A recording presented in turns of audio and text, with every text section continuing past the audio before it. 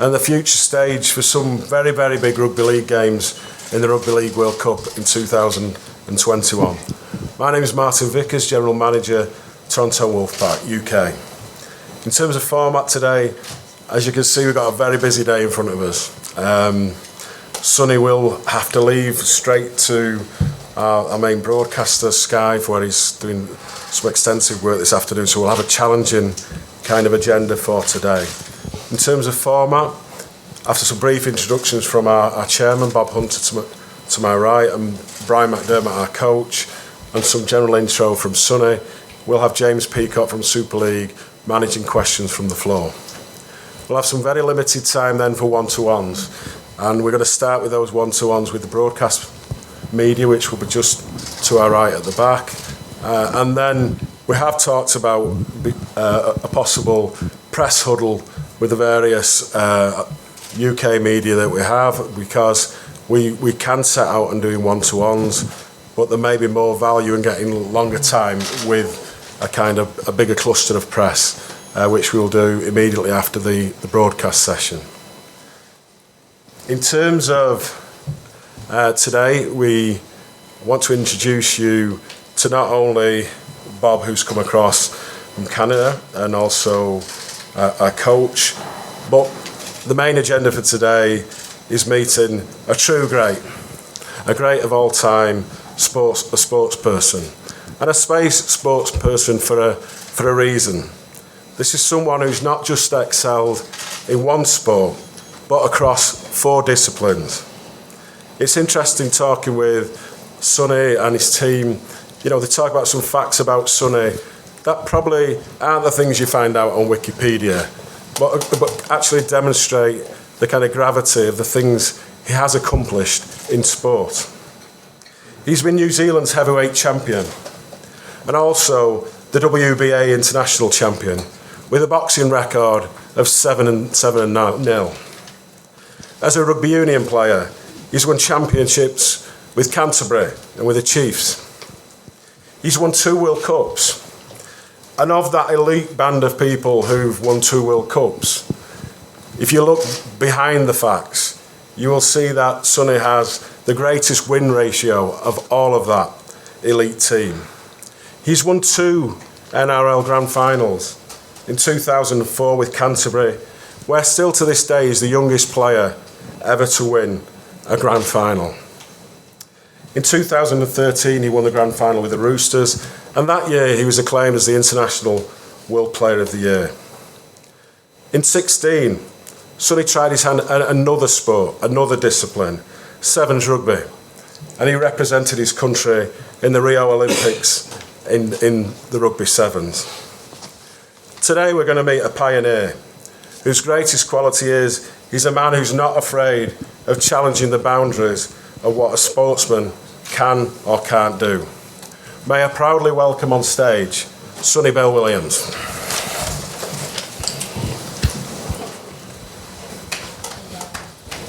I'll give you a round of applause.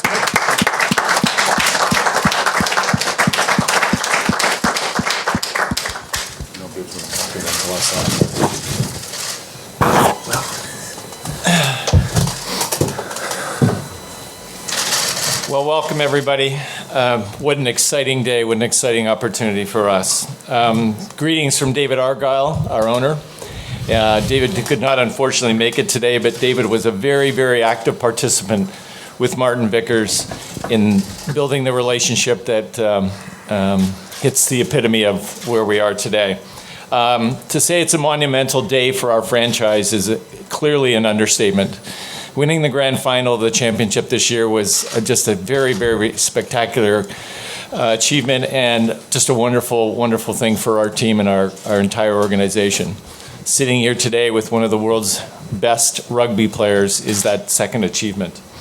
Welcome, Sonny. Coder and the rest of your organization, welcome. We are so excited to have you join the organization. A great team and a great organization, and one which we're extremely excited about. Welcome to Toronto, a very, very busy sports market, 6 million people. We're sure you're going to enjoy your time there. For your family, for your kids, and for the entire Sonny Bill organization, we are waiting with bated breath until your arrival. And I can tell you our media is equally as excited. I've been quoted as comparing Sonny to LeBron James. I'm not sure how big LeBron is in New Zealand and Australia, but he certainly is big in North America. And we think that arrival of Sonny Bill to our city and our organization is equally in the same status. Couple of thank yous from our organization to the RFL for all their support in our 3 years of existence. Now with Super League, Robert Elston and his team and his staff were very supportive with today's event. We thank them. We're now part of that Super League family, and we're quite excited as an organization to be at that level.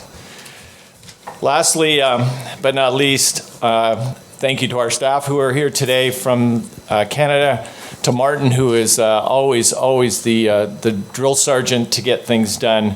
It's been wonderful. I'm now pleased to turn it over to Brian McDermott. Thank you, Bob. I'll also say welcome, Sonny. Sonny came to the training camp yesterday, met all the players, met the club, the UK-based players and staff. So we've signed on clearly a world-class international player. But I'm also conscious as coach that we've signed on what I keep calling a brand. The guy's a brand and he's been building that brand up for a number of years. So I think the thing from me I'd like to stress to the room, first and foremost, is I was really keen to get the player. We as a club are going to use that brand, are going to utilise that brand for sure. And in terms of making the profile of Toronto Wolfpack and ultimately Super League bigger, it's going to help that. But I was just keen to stress that I'm really keen and pleased we've signed a brilliant player. And of all the things that Martin Vickers read out there, it's mind-boggling. But the present-day player is the bloke we signed, and that's why I flew out to Japan to ask him a few pertinent questions. We had a couple of hours there over dinner, where we both verbally machine-gunned each other with questions about who are we, what are we doing, what our intentions are, what our philosophies are. And I think we both knew that night that this could be good. I don't know if it was a done deal from Sonny's point of view, but I went out there certainly with an opinion that if this doesn't go well, he's not signing with us.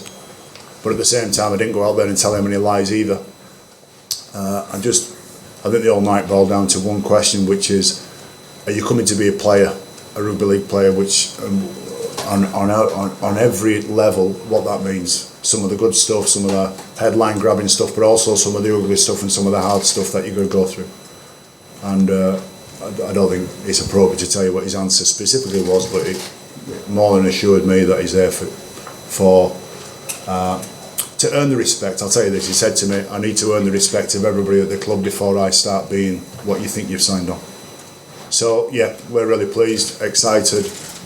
He's going on a journey with us, and I'll finish off this little bit by saying by the final third of this year, you're going to see the best of Sonny Bill Williams. My aim isn't to get the best of Sonny Bill Williams in round one. His transition from rugby union is going to take some time. So by the final third of 2020 season, you'll see the best of Sonny Bill Williams. And I think it's up to you, Sonny, isn't it now?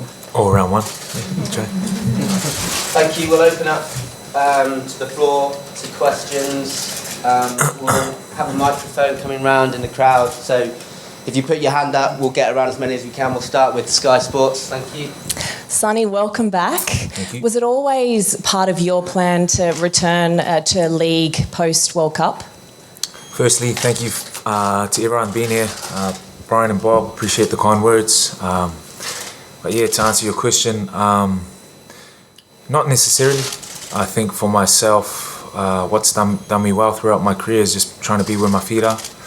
And it's been a whirlwind.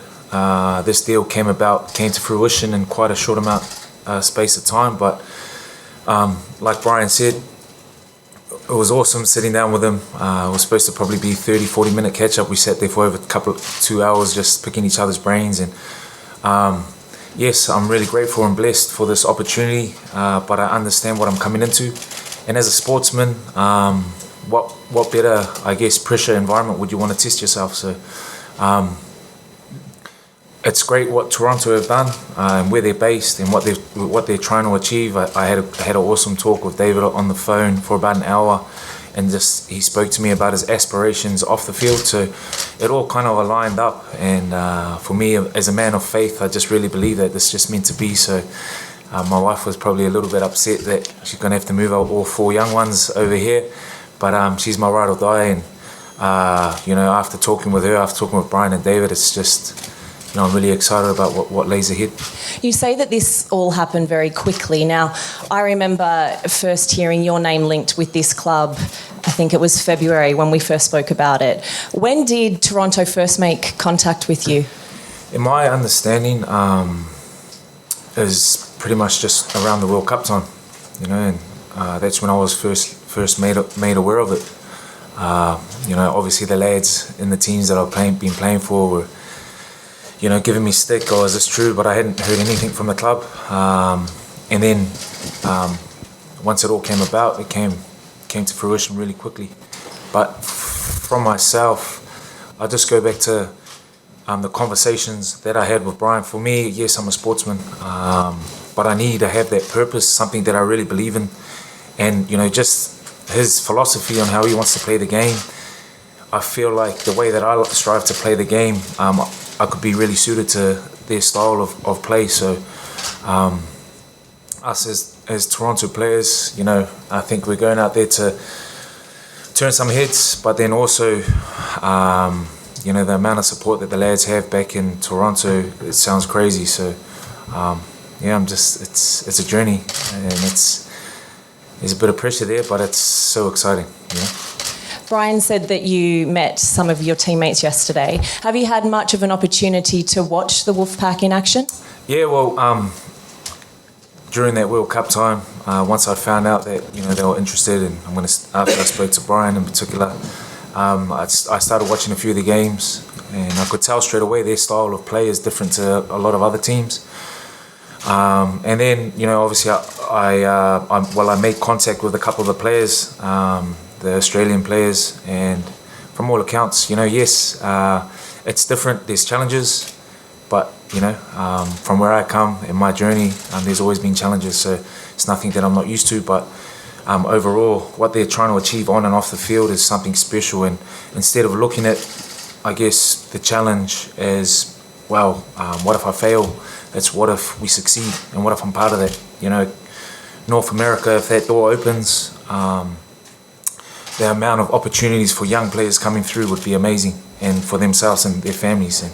And to say that I've been a part of that would be something special. Was it always Toronto, or was there interest from other clubs? Well, to be honest, I was, before the World Cup, I was intending on staying in New Zealand for maybe one more year, and then playing union? Yes. Yeah, but once this opportunity came about, and then I obviously talking with David and Brian, it was just a, I guess, opportunity that I couldn't turn down, and now we're here talking to you lovely people. We certainly are. Sonny, so as far as you know, there was no interest from the NRL? I'm not sure, to be honest. Going into that World Cup, I told my manager, I said, look, yeah, you can talk, but for myself, I would be, wouldn't be doing myself justice or the black jersey justice if I was thinking about what's happening next. I really try and live by that. You drop your tea there, cuz. I really try and live by that mantra of being where my feet are, and that's what I was trying to do. And then, I'll be honest, when we got knocked out after England, that's when we started having these conversations. Brian, I mentioned this before, Sonny has been linked with this club for the best part of 2019. When we first spoke about it, could you ever imagine that you would be sitting here today next to Sonny Bill? At the start of the year, probably not. But through the year, not really based, this opinion is not really based on any significant incident, but I just thought I just knew this club's capable of something special. talking to David about what his plans are and how he'd like to do things differently and how he'd like to just break the norm of rugby league in England, in the UK, in the Northern Hemisphere. So yeah, I just thought Sonny could be part of that. Our people were talking to Sonny's people. I don't think, certainly I never talked to Sonny, and I never spoke to Sonny's people organisation, but certainly as early as in early 2019. And the bit that it wasn't a no, that's what I said. A week after the grand final, we flew back to England to launch David's health product, Rugby Strength. And in the launch of that, a few of the journalists asked, "What about recruitment? Where's your recruitment at?" I said, "Oh, we've got some names on the list, you know," and that's all it was. And I mentioned Sonny's name. And they said, "Is he coming?" I said, "Well, I can't tell you he's coming, but it's not a no. Our people are talking to his people, and it wasn't a straight no." And whenever you're talking in recruitment terms and the answer back isn't a no, that's good. You know, sometimes you just get a complete shutdown. Nah, he's not coming there, so you just move on. So it wasn't a no. But like all you journalists do, the headlines the following week was Sonny Bill Williams is coming to Toronto, which wasn't quite the truth. But I think what happened, it kicked everybody up the backside. So it certainly kicked up the backside and said, well, if we're serious about this, let's go. And that's where Sonny's right. This happened really quickly. From that moment on, this has happened pretty quick. Finally, from me, can you just try and sum up exactly what this man sitting next to you will do for the game in this part of the world? It's a long-winded answer to this, and I'll try and keep it really short. So I was talking to David Argyle mid-season about various things about the potential of the club. We have had some difficulties this year. We're 3 years old. Okay, at the time we were 2.5 years old. We were encountering some difficulties, and I had a conversation with David and said, "Where's it at? Are we okay? You know, what's the future of the club look like?" He says, "No, everything's good. We just encountered 1 or 2 difficulties." He says, "I'm telling you, I get phone calls all the time from major organisations who want to be part of us." So I'm listening to him, and David can speak, in big terms. So I'm just, okay. And he had a phone call of a very high profile NRL rugby league club, said, would you buy into our shares? Would you buy part of our club? So I'm not going to mention who it was, that would be inappropriate. So he's telling me this story, and he explained it 2 or 3 times, and I'm saying, and I had to stop and say, "David, can I just ask you, why on earth would anybody ring you up, certainly an NRL club, a leading NRL club, and ask you to buy shares in them?" He said, "Because when they're asleep, they want our people to be looking on their website and looking at those and have eyeballs on their club. And when we're asleep, all their people will be doing the same with us. And it's all about eyeballs on, 24 hours, eyeballs on your products." I says, "No, I understand why they do it, but why would they ring you?" And he simply said this, and this is, broadly speaking, how Sonny will affect it. He said, "Because our team name starts with Toronto." And I just got it straight away. Now, Leeds is a big club. Wigan and St Helens are a big club. Warrington are a big club. Hull are a big club in Super League. And if anything happens for them, it's big in Super League. It's not big around the world, though. And I don't think any multi-millionaire, billionaire, any major investor, anybody who wants to get involved in the club on a significant level, or anybody who wants to get involved in the sport on a significant level, is going to get excited because Salford win a grand final, or Featherstone would maybe win the grand final the division below. Within the sport, that is brilliant. I'm not trying to trivialise what they did last year, both Salford and Featherstone, who got close to the grand final beating us. On a coaching level, go look at that. But that's not exciting too many people around the world. So what Toronto are doing is making people around the world take note of Super League. So Sonny, there was 1 billion eyeballs on the semi-final of the World Cup and the final. And I don't know what the figures would be, but how many people do you think from the 1 billion eyeballs are now clicking on one of the biggest rugby union players in the world and where he's gone to? They're going to follow where he's gone to and take interest. Now, they may have no interest whatsoever to start with in Super League or the Wolfpack, but they are now going to do that. So I completely get why David wants to sign Sonny Bill Williams. And I'll probably put words in David's mouth. If Sonny's an okay player, he'd be happy with that. But he's going to use, and he's paying for Sonny's brand. And everybody's cool with that. It works. It absolutely works. That's why I went out to Japan, because I get all that as well. But I need to make sure he's a player as well, and he wants to be one of the best players in the league as well. Which, I can tell you from many conversations I've had, and that's going to be the case. So this is not just a player for the Wolfpack. It could affect, and if Super League want to get on board with this and really get behind it and really sit back and have a look at the rules and regulations that they put in place that prevent overseas players and the best players in the world remaining and staying and coming to Super League. There's been so many rules over the last 10, 15 years that have prevented Sam Burgess from staying in Super League and James Graham from staying in Super League. We could have had Jonathan Thurston in Super League, we could have had Darren Lockyer in Super League, but the rules that they put in place, and the reason they put these rules in place is because the slowest clubs can't keep up. And there's an adage within the game, within sport, certainly rugby league, was you go as fast as your slowest man. When I started playing in 1066, that's what you used to say in defensive drills, go as fast as your slowest man. And some people worked out, no, that's bullshit. You don't go as fast as your slowest man, you go as fast as the group can go, and if the slowest man can't keep up, well, you leave him behind. Super League's been adopting rules for 20 years to go as fast as the slowest man. And it hasn't gone as fast as the fastest clubs. And Wigan, listen, Super League this year was crazy. There was the whole of Super League, other than St Helens, numerically were closer to the bottom of the competition than they were to Saints. There was a period where Warrington fallen to second, and in league points they were closer to the bottom than they were in second. And I think that just epitomises where Super League's at. So to break this cycle and to get clubs and encourage clubs and relax some rules about who we can sign on. We can only sign on so many overseas players because there's a quota in place, which means we promote. The aim is to promote English lads. Good, we've done that. We keep doing that. I don't think anyone's going to stop doing that. But this quota, we can only sign on so many players. We need to have a look at that law. And the amount of money we can spend on Super League wages is just ridiculous compared to where rugby union was. Both sports turned full time around the same time, and where rugby union was at the time compared to rugby league, compared to where they are now, is ridiculous. And I think all these laws need to be looked at.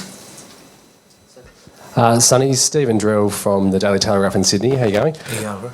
There's a fair few people back in Australia who are pretty jealous of the gentleman sitting next to you. They were hoping to get your signature for some NRL clubs. Is this the end of the line for you in Australia? Could you potentially ever go back to play there? So I'm happy here, and I'll be 36 once this contract finishes, so I don't think I'll be going back to Australia anytime soon. My wife might love Toronto. We might end up living there, so who knows. At the start of this year, I'd never expect to be sitting here right now, but we're here, riding that wave, and it's so exciting. Did you fly over just for this? No, I live here. I'm based here. But they almost did send someone over. And there is a fight back in Australia later in the week, Paul Gallen and Barry Hall. Now, there's suggestions that you had in your contract that you will still be able to fight Gallen if he wins over I've had in my contract throughout my career that clause. So whether it be Paul Gallen or Barry Hall or whoever, time will tell. But I'm pretty interested in that fight. Who do you think will win? There's been a lot of talk between both camps, but I'm not sure. Time will tell. Barry's been out of the ring for since he was 18, and he's 42 now. Gal's been fighting consistently for the last few years, so they'll probably give him the advantage. But boxing's a fickle sport, so we'll see how it goes. And how's your body feeling now? They've said towards the end of the 2020 season. How are you feeling yourself? Yeah, I'm really good. So I'll go back from here. I'll actually come over to your hometown in Australia and do a training block for about 4 or 5 weeks, and just get the body ready physically to meet the demands of what I expect over here. When it comes to, I guess, skill-wise and knowing the game, I grew up playing the game, so I'm confident in that aspect. But physically, I've got a little bit to go. But right now, right here, I'm in a good space. Assalamu alaikum, Sonny. Wa alaikum salam. Shamoon Hafez from BBC Sport. When you signed, you said you're not here for a holiday. Why did you feel you needed to clarify that? Well, I think, for me, wherever I go, I know there's a lot of baggage and a lot of headline grabbing things that come along with it, but I just want my teammates and the organisation that I come to know that that's my intention. You know, I know that if I don't perform on the field, there's nothing else to it, you know, and that's how I see it. So when I say I'm coming to work, that means, you know, I'm coming to do, I'm coming to do the things that people don't see behind closed doors, to prepare the best I can to earn that right to be successful on the field. So that's probably what that statement was about, brother. And what do you think the club can achieve next season? Brother, we have a really strong squad, you know, and I think, yes, the boys played second division last year, but they had a Super League squad. So, you know, hopefully we can continue that winning formula this year. But the thing that I've learned throughout my career is that, yes, there's stumbles and there's losses. We won't win every game, but in those losses and those stumbles, they're not failures if you take the learnings from them. Yes, that sounds a bit cliche, a bit simplistic, but it's as simple as that, you know. So we've got the squad. I really believe in Brian's philosophy and how he wants to play the game, and it looks like the boys have too. So it's about it's about believing in what we're doing and being the best at our structures. And I think if we do that, we'll inshallah win more games than we lose. Inshallah. One for Brian. In terms of rugby league, rugby union, or even sport in this country, does it get any bigger than this? In terms of rugby union, no, it doesn't. It doesn't. There's, where rugby union is as a sport right now. I don't mind saying to you, I watched live the England All Blacks game. One of the best games of rugby. One of the best executed game plans. Yeah, it is true. I'm normally a funny man. I don't know why that's funny, but you shaking his head, yeah. Sorry. One of the best versions of executed game plan. And how the players went out and did it that I've seen for quite some time. So in terms of rugby, I think this is it doesn't get any bigger. In terms of sport, I don't know. I think that's for you to answer. I think this has gripped everybody's attention, whether you're involved in rugby union or rugby league. Sonny, Lloyd Boo here from News Hub in New Zealand. There's huge expectations on you, huge pressure, and you're being compared to the likes of LeBron James, even David Beckham. How do you cope with that pressure? Do you feel the pressure? How you going, Lloyd?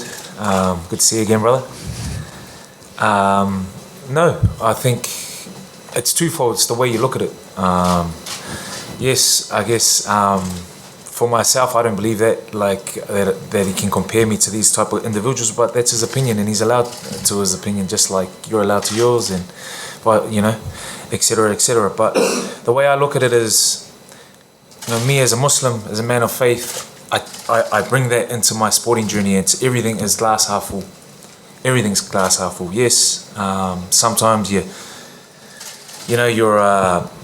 I guess confidence drops, but then you realise that if you look at things glass half full, nothing's a failure. Everything is a learning experience. And I could go into this thinking that this is a mountain too high to climb. I'm going to fail. But if I look at it just in that simplistic way of thinking that, man, what if we do succeed? How amazing would that be? How amazing would it be if rugby league kicks off in North America? There's a lot of people that would laugh at us or point at us and laughing, but for me, I just think, we're out here being positive. We're striving to live our purpose the best way we can, and if we can do that, if we can succeed, it's going to open up avenues for young Polynesian boys, young English lads that could provide for themselves and their family in another country, in another place. So that's the way I look at it, brother. How big do you think it could become in North America using your star power? I think from all accounts, what I've heard is a lot of the Canadians, they don't really understand the game, but they're just there supporting, as Canadians, Americans do. So if we can be successful on the field, like Brian touched on, Toronto, the name Toronto has much more appeal than, no disrespect to say Featherston winning. So I think it's on us. That pressure is on us to succeed on the field, because if we can do that, it'll allow us in that other space to succeed as well. Sonny Marolava, Daniel Faitau from TVNZ's One News. Firstly, congratulations. I want to ask you, we heard that the negotiations were happening during the World Cup. When you broke the news to Steve Hansen, what was his reaction, and when did you break the news to him? I'd also, like I said, I can honestly say to you guys that my manager was speaking to these guys around that time, but for me, I said I don't want to hear anything about it, because I wouldn't have done myself, New Zealanders or the jersey, any justice in having that thinking about that way. So as soon as the England game finished, or the next day, I caught up with my manager, and then he filled me in. And what a grateful and blessed opportunity it is. Now I think it might have been that week on the training paddock. Shags, as he does, comes up to you and, hey, you going, Gobber? Is this news? Right? And I just told him, well, I haven't sat down as of yet with the coaches, but I'm talking to them. And if all goes well, then it looks like it'll all be coming to fruition. I'll be signing, and that was it. So,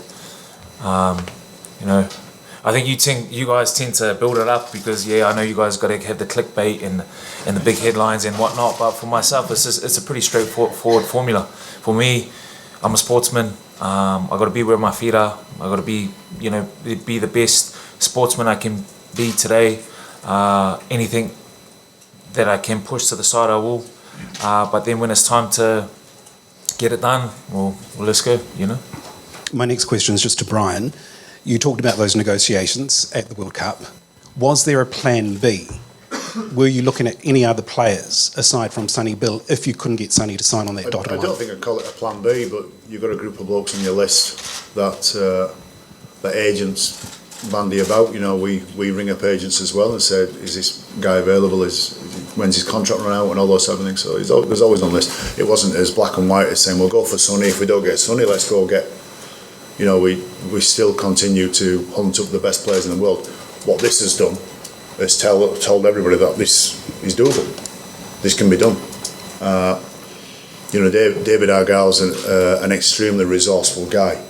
So whether he's got the money in his back pocket or not is irrelevant. We can fund these signings. So no, there wasn't a plan B. But as soon as Sonny's name came up as a real option, yeah, for sure. But you are saying that there were other players that you were scouting? Continue to be, yeah. Could they have been All Blacks as well? No. There was nobody else on the All Black list. No. I could name a few that would go all right. Oh, go ahead, name them. Big offer would make a good prop, wouldn't he? Thank you. There'd be a few. Sonny Shaw, League Express. Brian said that he thinks he'll get the best out of you in the final third of the season, but from round one there are going to be opponents looking to make a name for themselves by going up against you. When do you think we'll see you at your best? Yeah, it's it's great that I have that relationship with Brian, because we've been really transparent with what he's expecting from me on the field, and I've really enjoyed that. So, the first 10 rounds, that's what I'll be trying to do. I'll be trying to fit in with the style that Toronto play. I'll be trying to earn their respect and the fans' respect. And I just see that as just hard work, and it comes with the territory of playing. Whatever sport I've played throughout the years, there's always been someone trying to come take me off. But everyone needs to remember that in the jungle, there's those that contain the hunter. There's those that contain the hunter. Yeah, that's the one. You know what I mean? So I've always had that kind of mentality, that ethos. That all right, I'm a physical player, but it'll be nothing new. You've had some great individual battles with various opponents over the years. How much are you looking forward to engaging with a completely new field of athletes and opening up some new rivalries with players? Yeah, I'm really excited about that, brother. I've been thinking about the challenge of Super League and how I've really enjoyed my time playing over here, in Union and in League throughout my career, and just really excited to firstly, learn the structures and of how we're trying to play as Toronto players, but then also get out there and challenge with the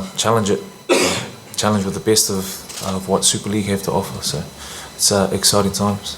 And one for Brian. Sonny spoke a lot about buying into your beliefs and philosophy. As an athlete, what do you admire the most about Sonny Bill Williams and what he can do as a player? What do I admire about him? The most. I don't think I'd use that word, admire. Okay.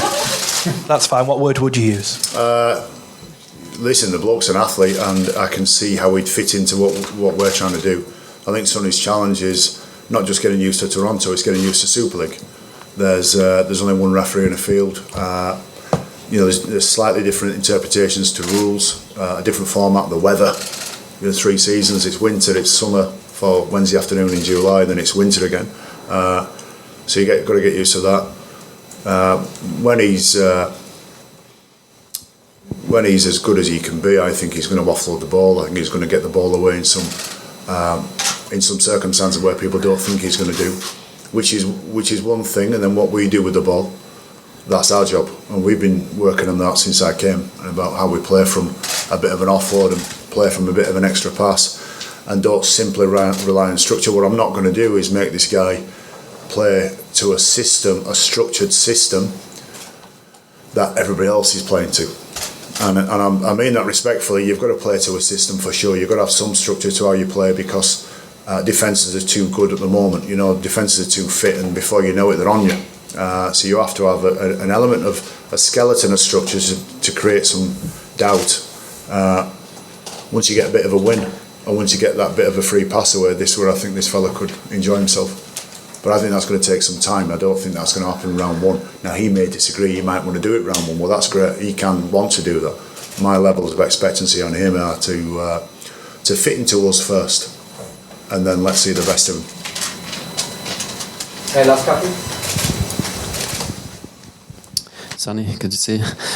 You mentioned you were thinking about staying in rugby prior to the World Cup. What was it exactly that changed your mind? Did you feel like you need a new challenge, or? Oh, I think I answered that question. Just the purpose of what these guys are trying to achieve on and off the field really hit home to me, and I understand throughout my career I've gotten the best out of myself when I've really believed in the purpose that the organisation's trying to achieve. And then, so it was as simple as that.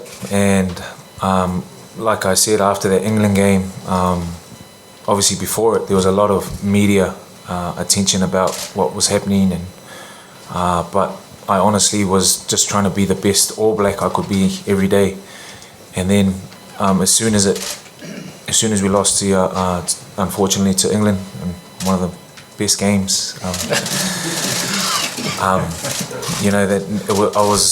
I sat down, spoke with my manager, and then I pretty much spoke with the owner, and I really got some awesome vibes of what he was trying to do, because I always believe that there always has to be some element of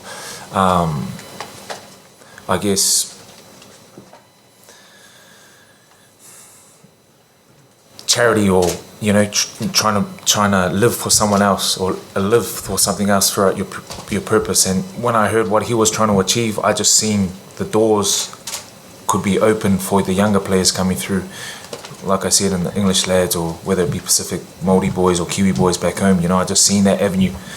So and then a couple of days later, I sat down, spoke with Brian, and it all kind of just fitted, bro. So that's how it all kind of came to fruition, brother. And I know you're a devout family man, and this challenge, can you just talk about how challenging that'll be in terms of splitting your time between Toronto and England? I guess that's pretty unique in itself, and moving to the other side of the world. Yeah, it is. But you have that glass half full mentality, and it's exciting. Sometimes I've got to harp on that way of thinking to my wife a bit more than often, but we're going to have 4 young kids. God willing, the 4th one that's on his way will be healthy as well.